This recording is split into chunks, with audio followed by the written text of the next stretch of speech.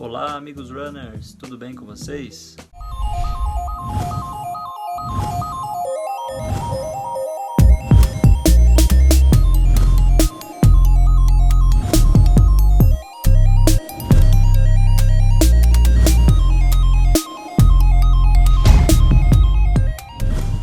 Bom, mais um entrevistado aí para o quadro de corredor para corredor.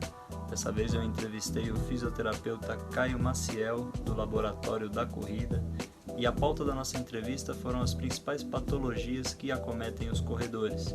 Então nós falamos sobre síndrome do trato iliotibial, canelite, pubalgia, condromalácia, faceite plantar e síndrome do piriforme.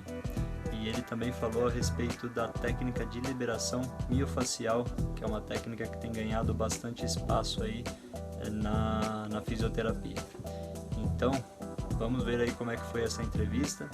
Mas antes eu peço aí para você estar se inscrevendo no canal, tá curtindo, tá compartilhando o conteúdo, porque quanto mais visualizações, quanto mais inscritos tiver o canal, mais eu vou conseguir estar trazendo conteúdo de qualidade para vocês, que é isso que o canal quer trazer cada vez mais para os corredores. Vamos aí conferir a entrevista, meus amigos. Bom, vamos lá então. Queria agradecer muito a sua participação aqui, Caio. Eu já acompanho o Laboratório da Corrida já tem um tempo, e eu descobri o Laboratório da Corrida por acaso, né, porque eu sigo o pessoal do canal Corredores. E na época eu desenvolvi aquela lesão chata, né, a síndrome do trato iliotibial, que a gente vai conversar aqui também, popular joelho do corredor. E aí eu coloquei no YouTube procurando, e aí apareceu esse vídeo do canal Corredores, né? E aí eu vi a sua entrevista para eles, ali eu comecei também a ver alguns exercícios que eu podia estar fazendo para estar melhorando, né, essa patologia.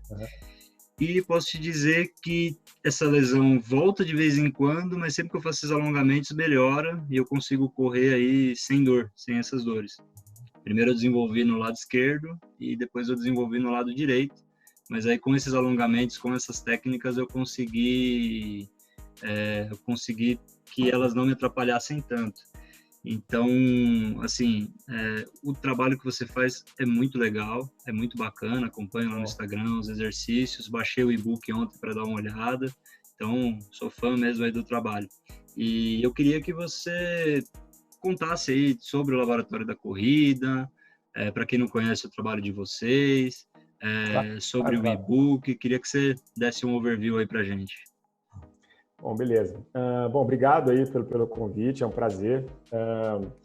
E aí, Felipe, o que aconteceu foi o seguinte, assim, na verdade, eu me formei em 2006, e desde 2006 que, assim, a gente tem uma bagagem na faculdade, que é uma bagagem básica, e aí eu saí de lá, fui direto para a clínica, e quando eu fui trabalhar na clínica, eu via que tinha um perfil de paciente muito comum, que era o de corredor, assim, e eu até conto isso no book, em vários lugares eu falo, porque foi onde me despertou, assim, quem é essa galera, né? Quem é esse povo que chega aqui todo machucado, né? mas ao mesmo tempo que chega machucado, é um cara que tem uma vontade de melhorar muito grande, entendeu? E assim, pro profissional, assim, no meu caso, o legal é quando a gente vê um paciente ou um cliente que se envolve com o tratamento, entendeu?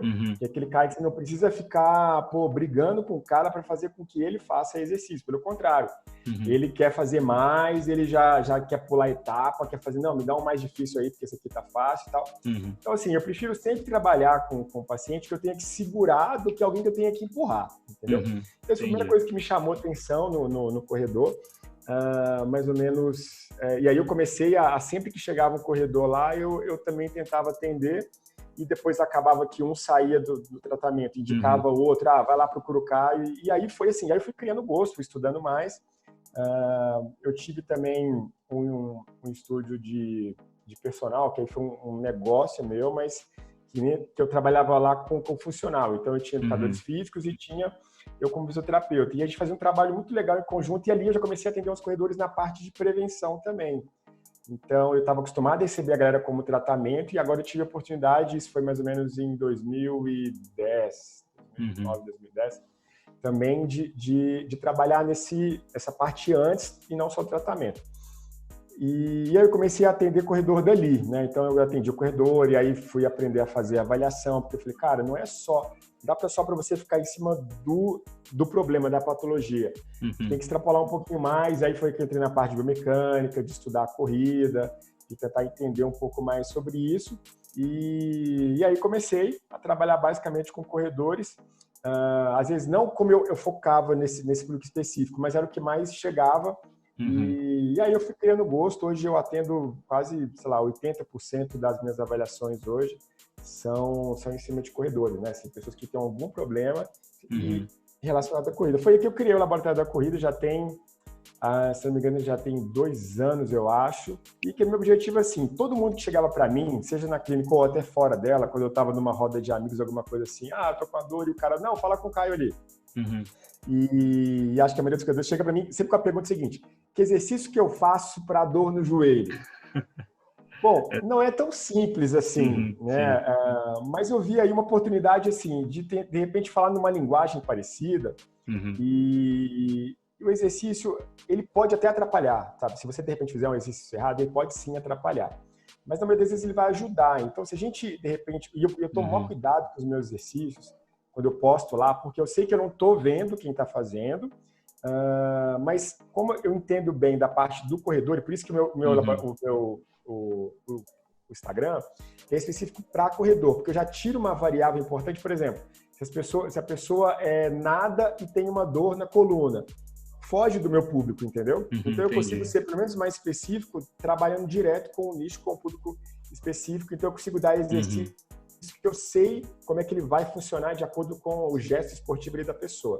E foi quando eu criei, graças a Deus, assim, tá indo super bem.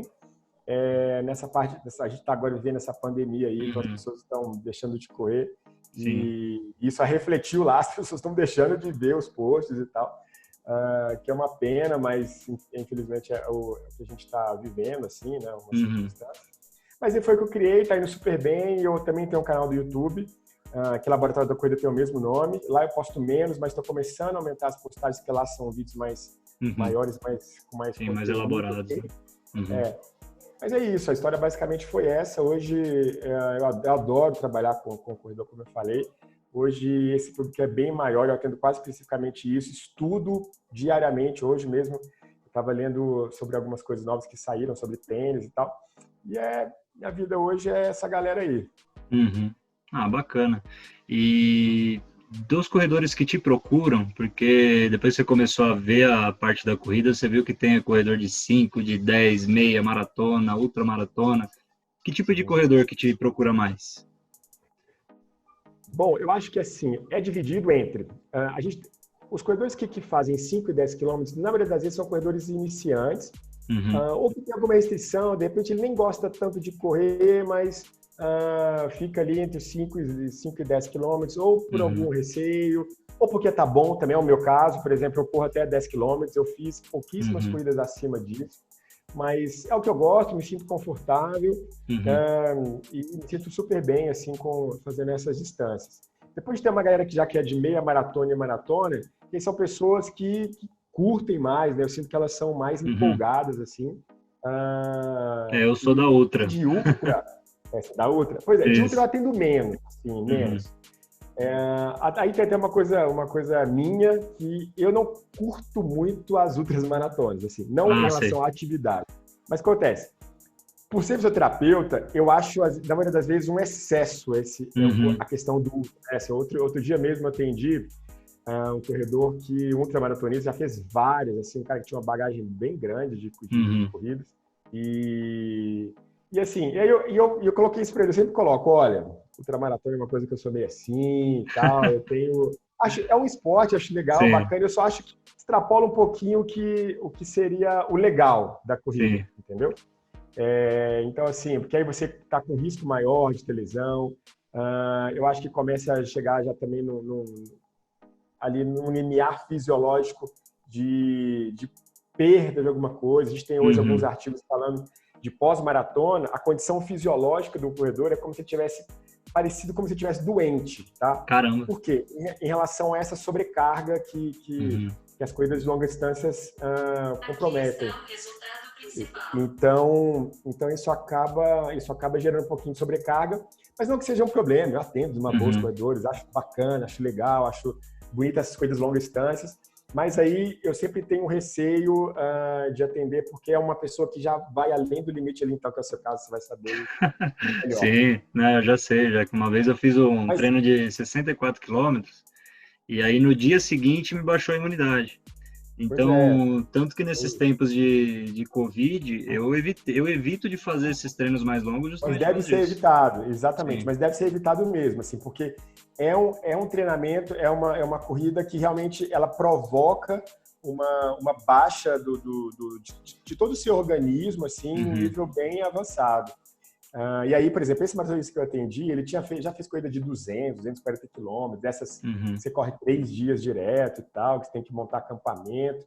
Sim. E aí ele falou, e aí o problema, às vezes, que eu acho também, às vezes os corredores que entram nessa sem saber muito bem onde estão, entendeu?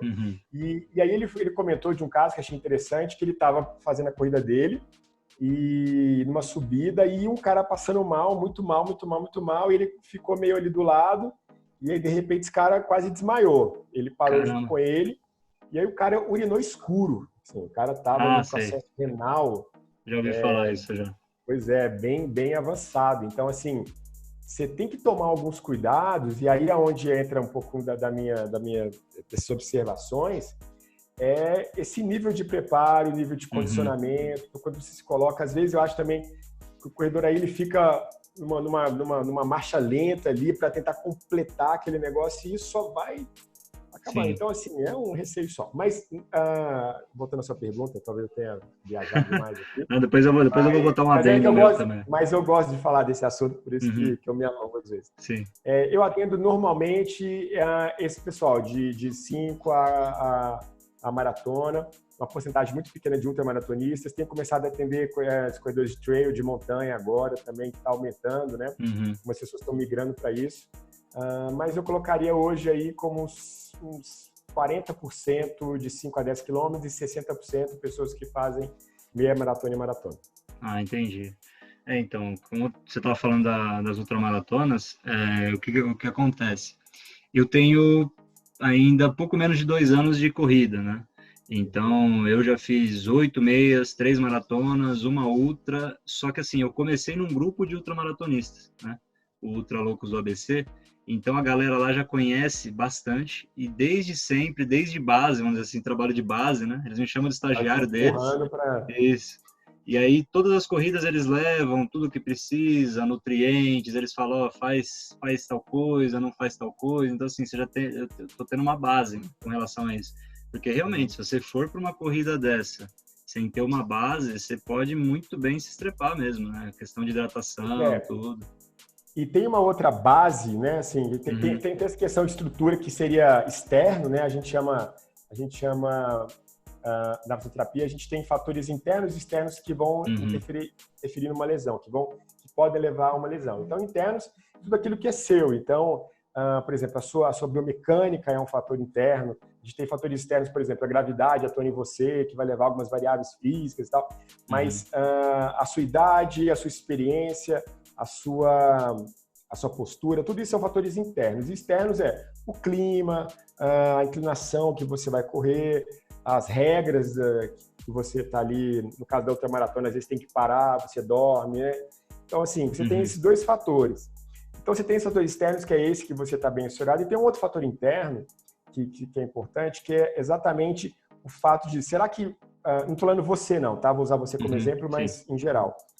Será que esse corredor já está com o suporte necessário para fazer uma longa distância? E quando eu falo isso, não é só condicionamento, que na maioria das vezes é o limiar que a gente usa para tô apto ou não tô, né? Assim, se eu corro 40 quilômetros, 42 quilômetros, e não tenho, né, não fico hiperventilando, não tô ali, me mantenho um condicionamento bom, então eu posso fazer 60.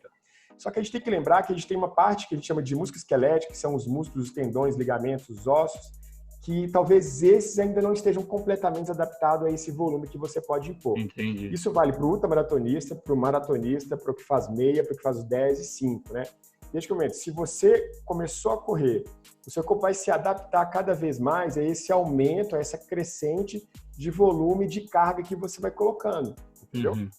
Então, é aí que mora esse perigo, né? Assim, como é que a gente vai entender se você, de repente, está em condições de realizar os 5 quilômetros que seja, ou a meia maratona, ou a maratona. É aí que mora o problema, porque senão, se a sua capacidade de sustentar as cargas que a corrida coloca sobre você, impacto, determinadas estruturas vão fazer você, por exemplo, subir, você vai forçar um pouquinho mais a panturrilha. Será que ela vai aguentar esse tranco aí, né? Ela vai aguentar essa carga que você está colocando? Então, é essa balança que eu chamo de balança do corredor, que a gente coloca a capacidade de um lado que é você e a demanda imposta, né? Será que isso está equilibrado? Sim. E aí é por isso que eu sempre acho que nos ultramaratonistas isso já é uma demanda aumentada, já é a balança já está contra você, entendeu? Não, com toda certeza. E não, tem gente que pensa assim mesmo, né? Se eu faço uma maratona, eu posso fazer 60, eu posso fazer 70, mas não é bem assim. Eu tive uma experiência no outubro do ano passado, eu fiz a maratona de Munique e eu tava bem pra caramba até o quilômetro 34. Chegou no quilômetro 34, puxou a primeira câimbra, puxou a segunda, acabou minha corrida, acabou. Eu levei 8 quilômetros, no final eu levei 1h30 para terminar. Então, assim... Você estava fazendo reposição de alguma de sal, Faltou sal. Eu tava usando, eles estavam dando banana, eles estavam dando gel, tava dando água, mas o sal ali faltou, eu tava coberto de sal. E aí, assim, como eu tava fora do país, eu também não tava tendo aquele fortalecimento adequado, não tava com a suplementação legal. Então, assim, isso é exatamente isso que eu estou falando, né? Isso foi na maratona, né? Isso, maratona. Então, numa ultra, isso é uma coisa ainda mais... porque aí você tem outros processos metabólicos, assim, que você tem que repor, né? Por exemplo, coisa de 42 quilômetros. Aliás, passou de 1 hora, você já tem que fazer algumas reposições, mas depende muito do condicionamento também. Mas no caso da ultramaratona, a reposição de vários metabólicos você tem que colocar ali para dentro, seja de sal, de açúcar, e de algumas outras coisas que você vai precisar durante esse processo, né? Então, mas assim, voltando, eu não tenho nada contra a ultramaratona, não estou falando mal, só estou colocando aqui uma opinião minha em relação a isso, né? Mas eu acho legal essa questão da superação, que é o que se lida ali, né? Essa coisa de querer parar e vai 100 km, 200, 300, é fantástico. Não, lá é superação total, né? E você sendo fisioterapeuta, né? Eu ia achar estranho se fosse o contrário que você falasse. Que a gente que faz, a gente já tem noção disso. A gente já tem noção. Então tá bom. Então tô resguardado aqui pela profissão. Então tá ótimo. Bom, aí um outro tema que você comentou, e eu já ia te perguntar também, você falou que no começo muitas pessoas te procuravam somente por causa da lesão. Passado esse tempo que você está com o laboratório da corrida, qual que é o percentual agora de quem te procura com lesão e de quem te procura para prevenção? E qual que é a importância das pessoas estar te procurando para prevenção? Bom, ainda é baixo. As pessoas que chegam sem nada, né? Assim, não, eu vim aqui para saber se está tudo bem. Ainda bem pequena. Porém, eu acho que tem aumentado a consciência das pessoas e não deixar a lesão prolongar. Entendeu? Consigo te falar em porcentagem, mas, por exemplo, hoje mesmo, a gente está nisso aí, eu estou atendendo muito pouco, eu restringi a minha agenda a um dia só e de casos mais críticos, assim. Então, hoje, eu atendi um corredor que estava com uma dor muito grande no tendão de Aquiles ali, está com uma tendinopatia, mas que sentiu dor há 2 semanas, entendeu? Então, assim, o que era muito comum, e aí eu consigo ver isso aí há uns 10 anos atrás, talvez tenha mudado essa consciência do público de ter mais informação, é que o cara chegava para mim na 3ª vez que ele estava doendo a panturrilha, entendeu? Então, assim, essa dor começou quando? A primeira vez ou agora? A primeira vez tem 6 anos, entendeu?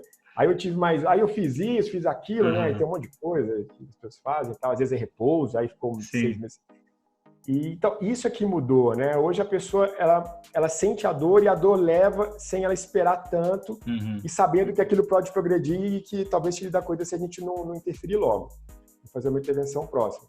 Acho que isso mudou, sabe? Entendi. Acho que isso agora está mais legal, assim. A maioria dos corredores não deixam essa dor, até porque a gente tem uma incidência muito grande de lesão na corrida. Então, todo mundo tem uma história para contar para alguém, seja um corredor novo ou já passou por aquilo. E eu acho que isso sim mudou, mas ainda é pequeno, aqueles que chegam de forma preventiva mesmo, ainda é baixo. Entendi. Isso aí é algo que acho que só mudando mesmo culturalmente, que geralmente as pessoas mesmo é só quando tá ali, né, lesão, tudo. Bom, eu posso falar por mim mesmo, né, eu sou um pouco cabeça dura com isso, né, eu sinto alguma dor, eu dou uma parada, gelo, repouso, tiro um dia de treino, repouso, descanso, e aí depois eu vou correr de novo, se a dor continuar batendo, aí eu vou no médico. É assim que eu faço. Então, assim... É a teimosia do corredor, é algo também Sim. já está ali dentro dele. Isso aí, todo corredor é teimoso. Então, isso eu já me aceitei. Bom, aí assim, a pessoa sentiu a dor, você recomenda ela passar um gelo, descansar, uma pomada, um anti-inflamatório, ficar uma semaninha em casa e ver se aquela dor continua ou já te procurar de imediato, vamos dizer assim? Então, eu tenho um curso online, que aí eu falo um pouquinho disso lá, eu tenho uma aula só de dor, né? E é um curso online voltado para corredores. E aí, lá o que eu costumo colocar é o seguinte, a gente tem que entender primeiro, a dor é um sinal, tá? É um sinal de que existe algum problema, alguma sobrecarga, ou alguma coisa com uma demanda aumentada em determinado músculo, ligamento, de algum tecido, né? Então, assim, é importante você saber, pelo menos o mínimo de ler essa questão da dor. Então, o que eu explico lá é basicamente o seguinte, a dor é uma coisa subjetiva. Então, o que a gente faz, eu faço uma reguinha, essa régua vai de 0 a 10, tá? 0 é nada de dor e 10 é a pior dor que você já teve na vida, para você ter um parâmetro de intensidade dessa dor, tá? Entendi. E eu costumo falar o seguinte, a dor como musculação, como qualquer atividade física, cada vez que você gera uma carga ali, essa carga passa do seu limiar, do seu ponto de equilíbrio ali, vai gerar algumas micro-rupturas em tecidos musculares, por exemplo. Isso vai dar, na musculação, que a gente faz lá com vários pesos, aquele acúmulo de ácido lático que ficou retido ali, vai dar um desconforto, uma dor, que seria aí uma dor normal, de 0 a 3, 0 a 4, na corrida isso acontece também, então, de repente, você fez um treino um pouco mais intenso, com volume maior, você vai sentir uma dor pós-corrida, mas que tem que ir embora em 48, 72 horas no máximo, tá? Ou seja, esse resquício, essa dor, eu nem chamo de dor, eu chamo de desconforto, até o nível 3. Esse desconforto não pode permanecer por muito tempo. Tempo quanto? 3 dias, tá? Então, se você correu ali, fez o seu longão, tá fazendo a planilha e aumentou o volume, você fez aquele longão no sábado, domingo, segunda e terça, você pode sentir ali um desconforto muscular, às vezes até em alguma articulação, beleza. Agora, passou disso, aí é uma lesão que talvez tenha permanecido, né, uma inflamação, algo assim, e aí se isso permanecer é um problema. De repente, você voltar a correr num volume menor, mas aquela dor intensificar, seja correndo ou depois da corrida, aí pode ser um problema, entendeu? E, bom, o que eu recomendo é que procure logo, né? Assim, porque quanto mais rápido, uma inflamação aguda é diferente de uma inflamação crônica. Então, dependendo do tempo disso aí, a gente pode ter uma lesão já estável que vai ser mais difícil de tratar. Entendi. Uma tendinite, ou uma sobrecarga muito grande sobre tecidos que vão... Quando eu falo tecido, eu falo de ligamento, músculo, osso também, tudo isso pode atrapalhar. Então, eu acho que o interessante é, sentiu dor, passou de 3 dias, está permanecendo quando você corre ou depois disso, acho que vale procurar um fisioterapeuta ou um médico. Entendi. Então, 3 dias, então, seria para... Bom... 3 dias é o limiar ali, é onde você vai passar e aí, de repente, ter algum problema. No dia seguinte, geralmente fica mesmo as dores, né? Não tem muito o que fazer no dia seguinte, depois de um treino mais intenso.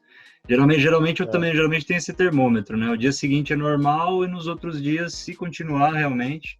Quando eu tive o do trato iliotibial, eu cheguei a procurar fisioterapeuta e tudo mais também, né? Então, porque ela estava continuando, então todo o treino não estava conseguindo fazer. Então, era aquela dorzinha que parava, que durante o treino eu conseguia correr, só que no dia seguinte eu não conseguia esticar a perna. Aí no dia seguinte melhorava, aí eu ficava uma semana parado, aí eu tentava correr de novo, aí dava a mesma coisa. Aí até que eu fiquei um mês parado, eu comecei a procurar fisioterapeuta, aí o que me ajudou eu mudei meu treino de perna, eu comecei a fazer agachamento a fundo, e é isso daí que melhorou, que zerou. e também esses exercícios também esses exercícios que eu vi no seu canal também, no teu Instagram. Então... assim, no caso da banda tibial, o que a gente tem sempre que pensar é que é o seguinte, às vezes pode ser um fortalecimento muscular, às vezes uma falta de mobilidade, alguma sobrecarga, mas pode ser também uma sobrecarga em relação à forma como você está correndo, tá? Quer dizer que você corre errado? Não. Para mim não existe uma fórmula ideal de corrida. Ah, não, eu vi o keniano correr lá, vou tentar correr igual. Não, você vai se trepar, não vale a pena isso. O que eu digo sempre é o seguinte, eu já fiz quase 2.000 avaliações, já atendi quase 2.000 corredores diferentes. O que eu posso garantir é que eu já vi quase 2.000 tipos de corrida, entendeu? Porque a corrida é um movimento individual, ele é seu. O que a gente tem a gente sabe de algumas variáveis que podem levar a uma sobrecarga na sua corrida. Então, isso a gente consegue ajustar, né?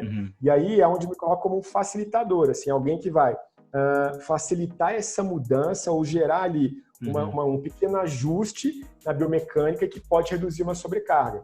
Então, assim, no caso da síndrome do trato tibial, que é essa dor na lateral do joelho, pode até doer ao lado da coxa ali, a gente sabe que isso pode ter muito a ver com excesso de treinamento. Então, é um sinal para você saber se você está além do seu volume, tá?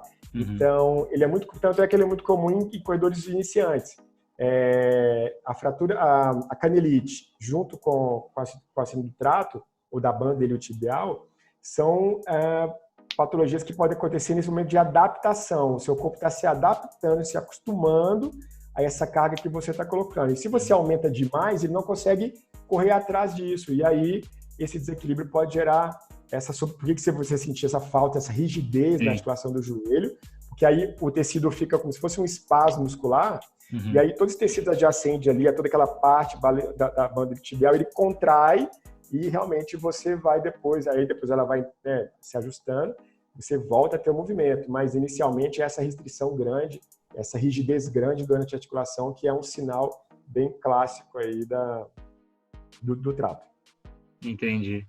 Essa é uma lesão bastante incômoda e ela seria uma das 5 que eu vou te perguntar, das patologias aí de ela está entre as 5 mais aí da corrida mesmo. Sim. Essa daí eu tenho certeza que tira bastante gente da corrida, assim como a canelite também.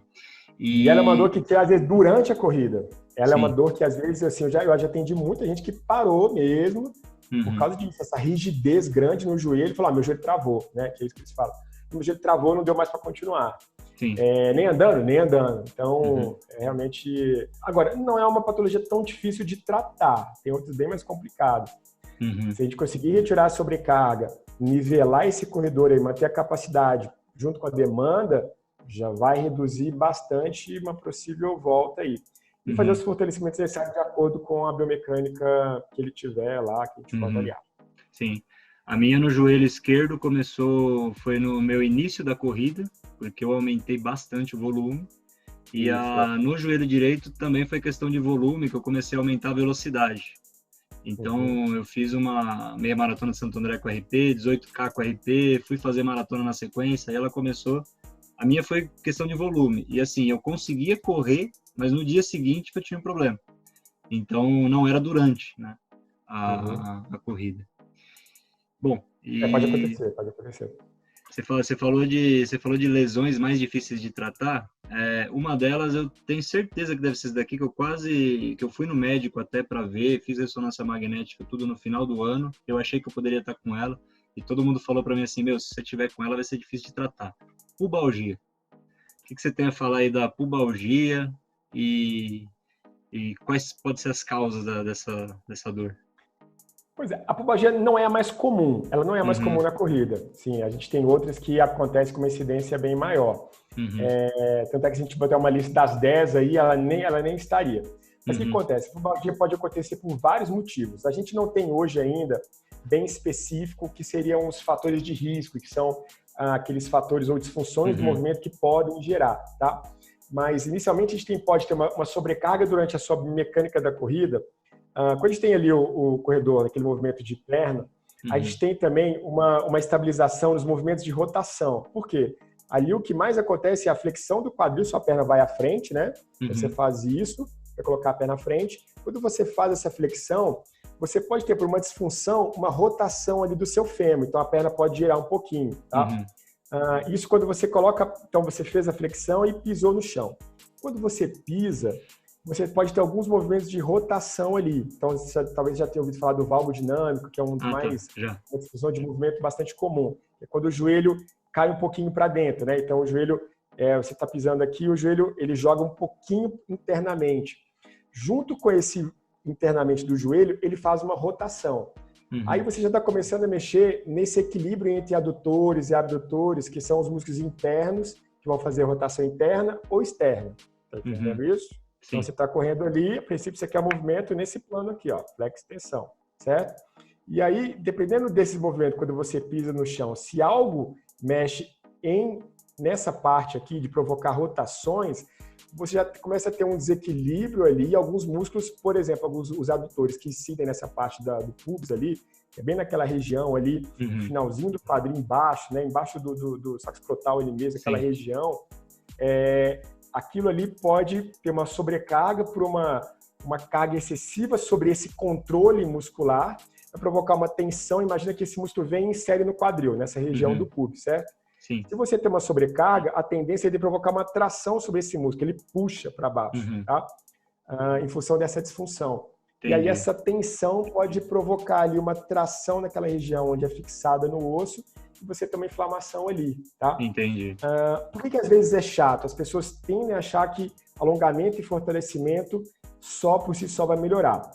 Isso ajuda, porque o que a gente faz é fortalecer os músculos do quadril, porque, como eu disse, esse movimento de rotação, se ele acontecer em excesso nesses adutores, que é essa parte interna da perna onde você sente a dor, quer dizer que alguém lá atrás, na maioria das vezes no glúteo, não está fazendo um papel de segurar esse movimento para fora. Então, como é isso aqui que ele provoca, essa rotação, ó, se eu rodo muito para dentro, eu estou gerando uma sobrecarga. O que o músculo deveria fazer? Consertar isso aqui rodando para fora, tá? Entendi. Quem faz isso são os músculos do glúteo, são os rotadores externos. O glúteo faz isso, tá? E controla esse movimento aqui, ó. Rotacional, certo? Ele é um dos que estabiliza esse movimento. Então, esse desequilíbrio muscular tem a ver com a forma como você está correndo, que pode ser uma fraqueza muscular mesmo, ou pode ser mesmo a mecânica de corrida que você está realizando ali, um movimento, às vezes, do quadril, por uma disfunção de novo muscular, por uma coisa durante a corrida, por um excesso de treinamento, né? Então, você está compensando demais o movimento, porque os músculos que estão ali para absorver aquela carga estão além do que ele pode suportar. Aí outros músculos começam a fazer o papel que ele não consegue. Então, você tem compensações. Então, assim, é uma lesão complexa. Às vezes é chato de tratar mesmo, mas a gente consegue melhorar ali fazendo esse ajuste. No caso da mecânica de coisa, tem que avaliar, tem que analisar, tá?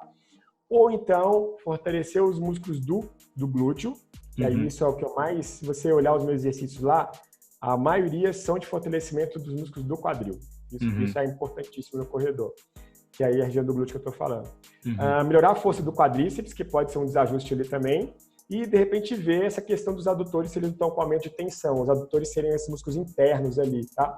Como eu falei, ela não é comum na corrida, exatamente porque essa flexo-extensão que a gente realiza ali é o mais comum, e não os movimentos de rotação. Entendi. Mas acontece, já tem. Sim.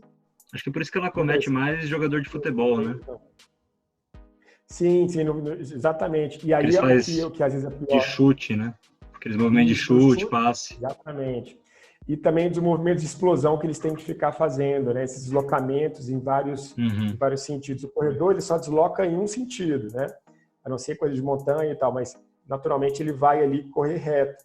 Entendi. Então você tem um plano, que é esse plano de extensão, que é o que você usa mais. Já no futebol, você corre para trás, para os lados, nas diagonais, você tem que fazer movimento de explosão, dependendo da posição, muito grande. Às vezes você pega a bola para fazer um chute. Então, tudo isso realmente... ou seja, o gesto esportivo vai ajudar. Na corrida é menos, mas acontece, já tem disso. Interessante é que eu vou te perguntar dessas patologias, você vai falar o que é cada uma delas, as causas, só que é tudo muito personalizado, né? Porque é tudo muito de cada um. Você tem que analisar a biomecânica, a corrida, porque qualquer coisinha diferente pode afetar, né? Exatamente. A gente tem uma coisa que eu tenho estudado ultimamente, é o que a gente chama de sistemas complexos. Que é uma teoria da física que estão colocando agora não, já tem um tempo, mas colocando dentro dessa parte da saúde, para a gente entender exatamente as lesões, assim, de onde vem. O que a gente sabe é que é multifatorial. Então, você tem vários fatores que podem provocar esse tipo de lesão. Então, o que a gente tenta ver é quais são os fatores que sobressaem, entendeu? Então, assim, será que é a biomecânica? Beleza, vamos analisar essa corrida e ver se é isso. Ah, não parece ser porque a mecânica dele é interessante, é positiva, é boa. Ah, tá, então vamos ver aqui. Opa, deu uma simetria em força muscular dos dois lados. Opa, então isso aqui pode ser um sinal. O pubalgia acontece isso muito. Você tem uma força muscular muito grande de um lado diferente do outro, às vezes no caso, jogador de perna dominante, de chute e tal. Então, esse tipo de coisa. Então, realmente tem que avaliar. Mas, quando a gente limita a um gesto esportivo, que foi o que eu fiz, a um nicho, né? Assim, a pessoas que, por mais que você tenha uma individualidade do indivíduo ali, é redundante, mas é isso, você tem uma individualidade desse corredor, tem um gesto igual para todo mundo, né? Eles praticamente têm que deslocar para frente, numa velocidade contínua, uma distância pequena, média ou grande. Então, isso já ajuda muito a gente excluir algumas variáveis, mas realmente é sempre multifatorial. Entendi. Então, o primeiro passo que vocês analisam seria essa biomecânica do corredor. O primeiro passo é o que a gente chama de anamnese, é a história. Isso tem, assim, uma grande parte das avaliações que eu faço, a gente já mata na história, entendeu? Porque é ali que ele vai contar do histórico de lesão que ele já teve, de dores, e de lesões que você teve no passado podem influenciar uma lesão que você tem agora, entendeu? E aí a gente vai analisar histórico de você passa muito tempo sentado, você realiza outra atividade física, você consegue entender o que está na cabeça dele ali também, para de repente de exercícios que ele pode ter feito errado, ou de repente não fazer uma planilha, ou fazer a planilha errada, ou correr todo dia. Aí ali na história você já mata 50% do problema. Que aí a gente dali direciona, entendeu? Entendi. Bom, a gente já falou então da síndrome do trato, da canelite, da pubalgia, as outras duas. Na verdade, eu coloquei mais três aqui. Posso falar um pouquinho da canelite específico, assim, mas só porque ela já é uma das mais comuns. A canelite é uma que está muito ligada à biomecânica, tá? Então, e é também muito comum em corredores novos. Por quê? Ela tem a ver com essa mecânica que às vezes favorece e gera um impacto, uma carga excessiva muito grande sobre o corpo, né? Então, quando você pisa no chão, e isso é uma coisa que a primeira coisa que o seu corpo vai ter que se adaptar, se você é um corredor iniciante, é esse impacto excessivo. De repente, você estava ali, uma pessoa que ficava 8 a 12 horas sentada, passa agora a ter uma atividade física de impacto com uma grande intensidade. Então, se você consegue, às vezes, e aí pode gerar uma canelite que é uma fratura por estresse na região tibial, ali na região da tíbia, que é a canela, essa parte média ali da tíbia, muito comum mesmo. É uma dor que tira da corrida, pode gerar fratura por estresse, tem que ficar imobilizado. E, na maioria das vezes, é por impacto. Não é a única variável, mas é uma das principais. É uma das que sobressaem, como eu disse, quando a gente vai analisar. Então, é uma que sempre vale a pena a gente avaliar a mecânica dele. Às vezes, se você não interferir na mecânica desse corredor, ele pode fazer o fortalecimento que ele quiser, que não vai melhorar. Entendi. Tá. Canelite, eu já tive uma ou outra situação também que fui correr, tava com uma dor bem, tá vendo? bem outra forte. Maratonista, ó. Canelite, tibial, joelho, ó, tá vendo? Três, já tive 3 já. Ó, e eu ia te passar 2, mas aí eu vi aqui que eu anotei 3. Então, ó, as 3. Síndrome do piriforme, faceite plantar e condromalácia. Essas 3 aí eu já vi bastante pessoal reclamando delas. Vou começar pela mais comum, condromalácia. A gente tem outros nomes, condropatias. Ela está englobada, esse é o nome da patologia, que é um desgaste da cartilagem atrás da patela. Essa cartilagem é uma cartilagem condral, por isso o nome condropatia ou condromalácia. Então, é um desgaste dessa cartilagem.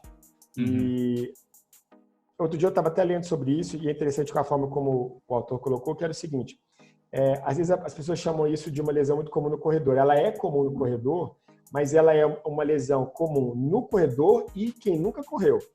Ou seja, não quer dizer que se você está com uma condropatia, você deve parar de correr porque aquilo veio da corrida. Não. Você pode chegar aos 70 anos, nunca ter corrido e ter. Entendeu? Então, só para a gente já desmistificar isso aí, tirar isso aí de dentro não botar isso na bagagem da corrida, tá? Bom, e aí a gente tem outros nomes que englobam essas dores que a gente chama de DAJ, ou dor fêmuro-patelar, mas seria tudo ali englobado nessa região do joelho, tá?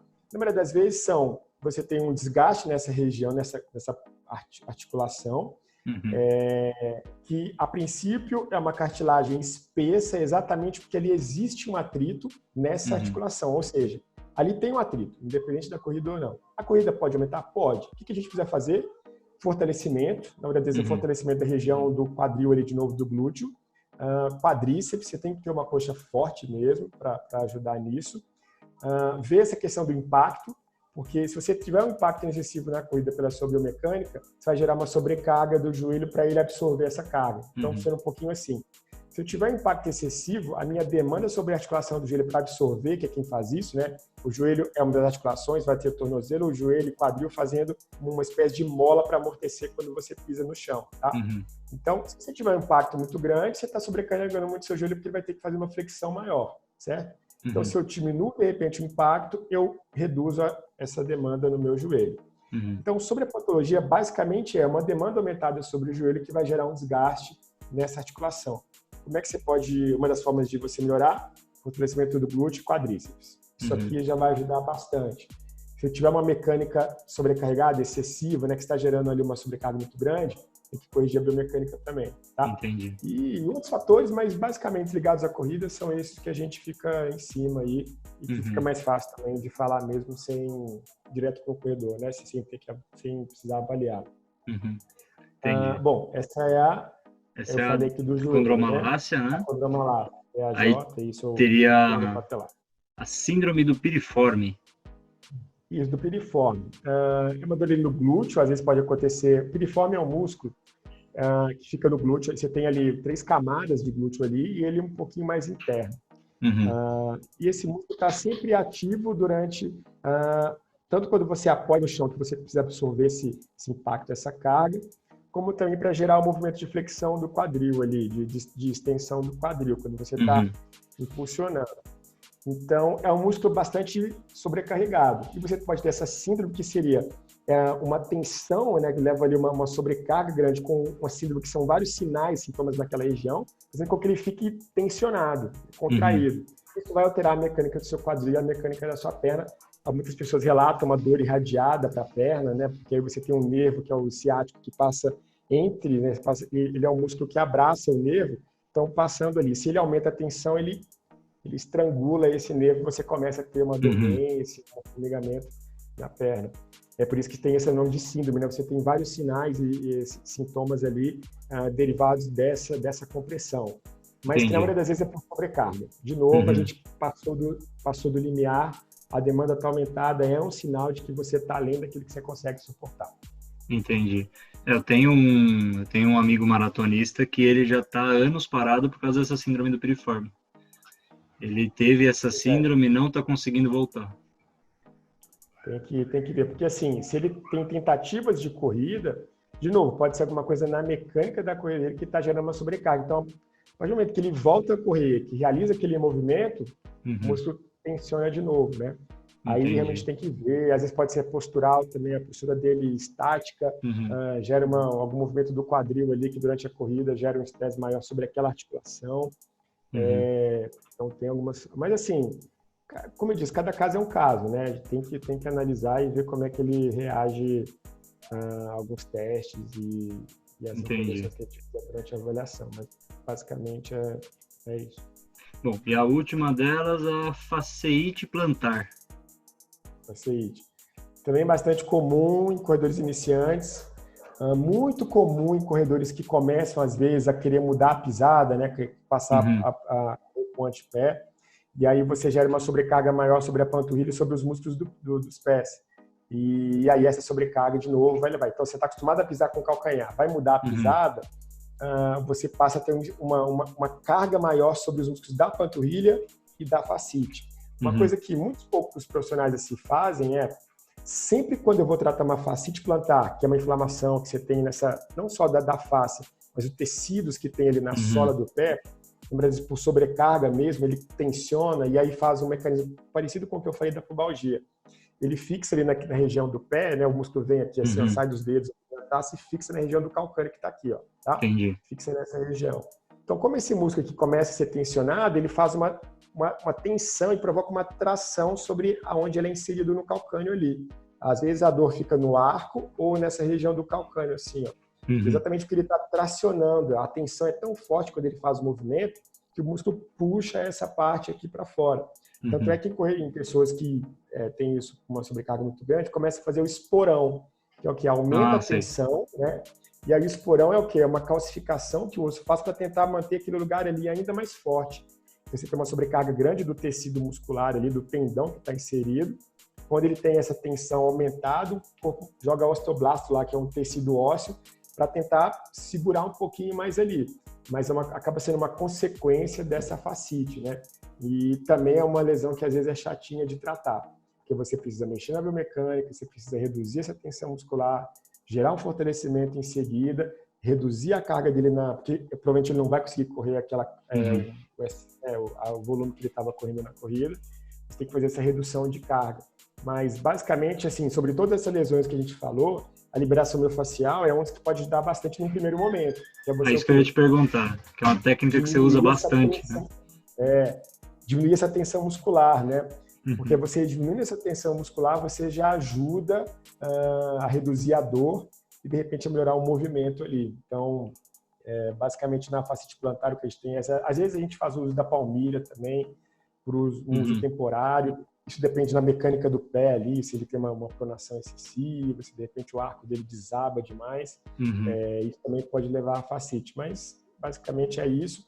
E sempre lembrar que quando você tem uma fascite, você tem uma sobrecarga da panturrilha. Então, eu sempre trato os músculos do pé, no caso da fascite, junto com a panturrilha. Então, assim, a panturrilha, por ser um músculo de volume maior, ele aguenta mais pancada. Os músculos do pé são vários músculos, mais pequenos, então eles têm um limiar de carga menor. E aí, sempre quando eu vou tratar o pé, você pode testar a panturrilha do corredor, que também já está bastante machucado. Então, eu trato os dois. E isso influencia no pé e melhora na fascite bastante. Então, eu sempre trato os dois ali. Então, pode ser uma dica interessante para um corredor que está com a fascite aí há muito tempo. Dá uma olhada na panturrilha. Se a panturrilha não melhorar, seu pé dificilmente vai melhorar. Entendi. E falando da técnica da liberação miofascial, o que seria essa técnica? Como que pode estar fazendo? Que tipo de equipamento que precisa ter para estar fazendo? Tá. Bom, a liberação miofascial é uma coisa muito nova. Tão nova que não tem nem nome. Então, assim, esse nome liberação miofascial, a gente já sabe hoje que a gente não libera nada, né? Então, assim, enquanto não tiver um nome para pegar esse lugar, eu chamo de liberação, mas algumas pessoas já chamam de reestruturação, ou então uma reeducação do movimento que leva a uma alteração da face. Porque a gente sabe que para você mudar a face, por isso esse nome, né? A face é um tecido, é uma lâmina, tecido conjuntivo que envolve, permeia vários outros tecidos, vários outros músculos, nervos do corpo todo. Então, a liberação miofascial que a gente faz, essas técnicas ali, com rolo, com bastão, com bolinha, com qualquer coisa que provoque um deslizamento, uma pressão sobre a região epitelial do seu tecido ali, né? Mas com o objetivo de empurrar esse tecido para baixo e fazer uma pressão mais interna, tá? Que aí a gente conseguisse atingir essas estruturas que a gente já sabe que mudar a face não pode. Então assim, algo novo, algo que está sendo estudado, ainda bastante estudado. O que a gente sabe hoje é que essas técnicas de liberação que tem no meu e-book, por exemplo, elas reduzem dor e melhoram a amplitude de movimento. É isso que a gente tem comprovado até hoje. Legal. Então, se ela diminui o limiar de dor, já vai me ajudar bastante, né? Você pega aí alguém que está com uma restrição de movimento em função da dor, você consegue, com a liberação miofascial, reduzir essa dor dele. Ótimo. Tá? E a outra é melhorar o arco de movimento. Então, às vezes você tem uma rigidez articular por uma sobrecarga, por exemplo, no tornozelo, com a liberação miofascial você consegue resgatar esse movimento e voltar a um movimento no arco normal, né? Onde ele consegue realizar o movimento numa amplitude necessária para a tarefa que você colocar. No nosso caso, a tarefa é correr. Então, basicamente, o que a gente tem hoje, comprovação científica, é isso. Melhora a dor e melhora esse arco de movimento. Pode fazer com esses acessórios que eu falei. A gente tem grupos musculares que são mais interessantes de fazer e que no meu e-book eu coloco de acordo com a patologia, né?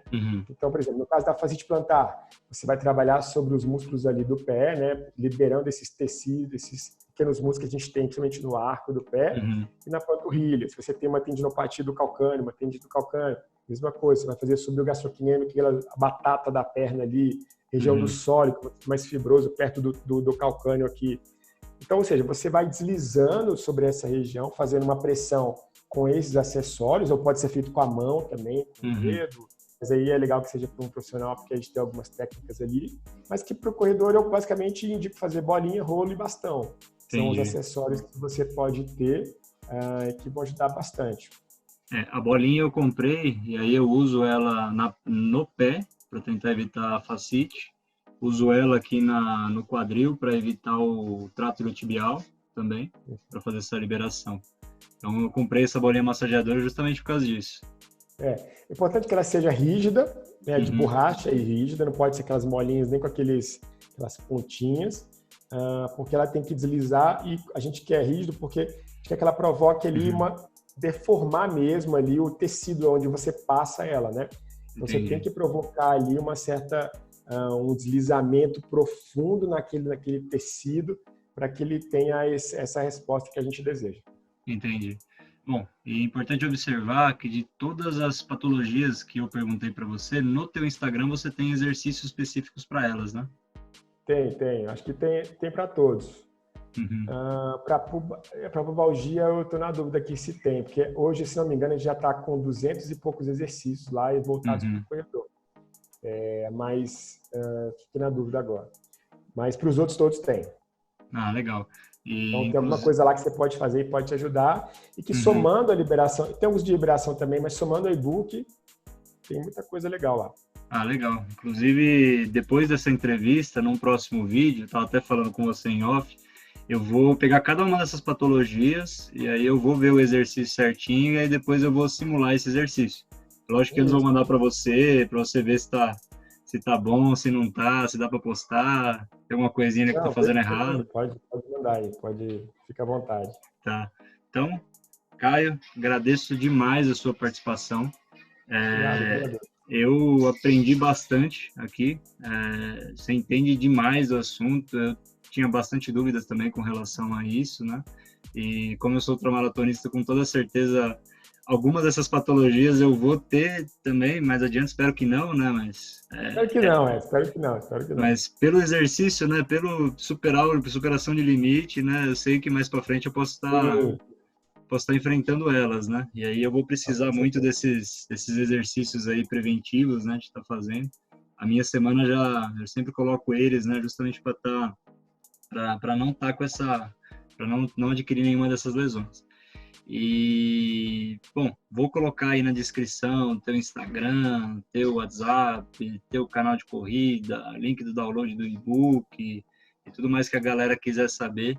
Gostei demais do papo. Muito obrigado aí pela sua presença. Bom, obrigado a você. Beleza, valeu. Eu que agradeço aí. Qualquer coisa, estou à disposição. Faz ultra não, faz 42, pô, já tá bom. Já tá legal. Não precisa fazer isso tudo, não. Não, pode deixar. Mas é bom, mas eu tô brincando. É legal. Eu acho que, assim, se você gosta disso aí, dessa questão de superar limites, eu acho que é bem legal. Só tem que tomar os cuidados necessários, mas parabéns aí. E o que é mais interessante é que o pessoal que corre comigo, todos eles são acima de 60 anos. E não tem lesão. Não tem lesão, não fica com dor, é muito engraçado. Sabe o que é isso? Essa semana retrasada, eu fiz um post no Instagram exatamente sobre isso, assim, que eu peguei uns dados, não sei se você viu lá um gráfico, teve um jornalista que pegou os dados de todas não, mas de várias corridas de 1986 a 2014, se não me engano. Ele pegou dados de 193 países de corridas, essas corridas de rua, corridas normais que a gente faz aí, das estações, essas coisas. Pegou esses dados e aí começou a tirar informação disso. E ele fez um gráfico que é um dos que eu acho mais interessante no trabalho dele lá, foi mostrando o tempo de prova de um corredor abaixo de 20 anos e de corredores de 50 a 60 anos, que tinha um tempo similar. Então, o que ele viu é o seguinte, uma maratona de 42 quilômetros com todos esses anos, com todas essas provas, no mundo inteiro, o tempo de prova, em média, de uma pessoa que corre abaixo de 20 anos, ou seja, no seu vigor físico, era de mais ou menos 4 horas e 34 minutos. Uhum. E os corredores que mais experientes, 50, 60 anos, é de 4 horas e 34 minutos e alguma coisa. Assim, 2 minutos de diferença. Então assim, o que a gente tira disso? Que a experiência na corrida, com a corrida, pode ser um fator interessantíssimo e de baixa de risco de lesão, entendeu? Exatamente porque o cara novão, ele começa a prova no máximo de velocidade, depois ele reduz, aí ele quebra no meio, não aguenta. O cara que já fez muito, ele já sai sem ansiedade, já vai numa boa, sabe o tempo de tudo, sabe a hora que pega a água, você tem que fazer reposição, já fez várias vezes. Tá? Ou seja, a experiência comparada ao vigor físico não é diferente, né? Então, você tem um cara novão, fortão, que não machuca porque o corpo se recupera rápido, mas que gera uma sobrecarga grande, quando aquele de 50, 60 anos que tem uma sobrecarga reduzida, mesmo num corpo um pouquinho mais fragilizado, porque aí tem as suas deficiências em relação à idade. Então, eu achei esse trabalho fantástico e mostra que a experiência é um fator de redução de risco de lesão na corrida importante. Nesse treino que eu fiz de 64 km que eu falei para você, um deles, ele no final, quando passou do quilômetro 45, eu já não estava aguentando mais, dor na perna, ele ficava me olhando e dando risada, sabe? Eu falei assim, não, mais um pouco. Ele ali tranquilo, na boa, né? Não, e ele de boa. E eu ali já não estava aguentando mais, sofrendo assim, sabe? E aí depois eu fiz uma ultramaratona de 60, não tive dor nenhuma, usei as técnicas ali que eles foram me ensinando, tudo. Então você vê, a experiência faz muita diferença mesmo. Faz muita diferença. Então é isso aí, Caio. Um abraço para você e muito obrigado aí pela participação. Eu que agradeço. Qualquer coisa, estamos aí. E se você quiser deixar pergunta aí ou mandar lá no Instagram, estou à disposição. Tá bom? Fechado, então. Um abraço, Caio. Um abraço, tudo de bom. Tchau, tchau. Tchau, tchau. Então é isso aí, amigos runners. Como vocês puderam ver, a melhor maneira de estar prevenindo as lesões é a prevenção, é estar fazendo os exercícios preventivos de acordo aí com a modalidade que você escolheu na corrida, com o tanto de quilometragem que você vai estar rodando durante uma prova, durante um treino. Então a melhor solução é você estar prevenindo. E a fisioterapia, ela é um trabalho de prevenção. Infelizmente, como o Caio falou, ainda são as pessoas lesionadas que mais procuram os fisioterapeutas. Mas se começar as pessoas a procurarem de maneira preventiva, com toda certeza as lesões vão começar a diminuir. É isso aí, amigos runners. Mais um entrevistado aí no quadro de Corredor para Corredor. Quem será o próximo? Um grande abraço para vocês.